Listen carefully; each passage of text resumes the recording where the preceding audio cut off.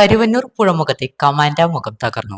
പുഴയിൽ നിന്നും Herbert കനാലിലേക്ക് വെള്ളമെത്തുന്ന concrete കടയാണ് തകർന്നത്. ചേർപ്പ് ചാഴൂർ പഞ്ചായത്ത് പ്രസിഡന്റിന്റെ നേതൃത്വത്തിൽ ജനപ്രതിനിധികൾ, പോലീസ്, നാട്ടുകാർ എന്നിവർ നോക്കി നിൽക്കുകയായിരുന്നു കട തകർന്നത്. 2018 പ്രളയത്തിന് സമാനമായി വലിയൊരു പ്രദേശം വെള്ളക്കെട്ടിലാവുമെന്ന ഭീതിയിലാണ് നാട്ടുകാർ.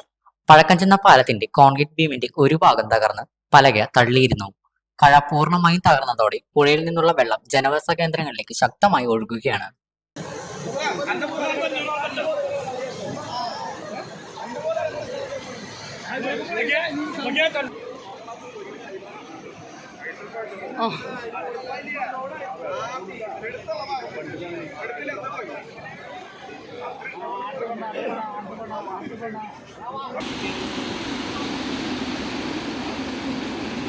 പൊട്ടിയിരിക്കുകയാണ് അവിടെ മുഴുവൻ.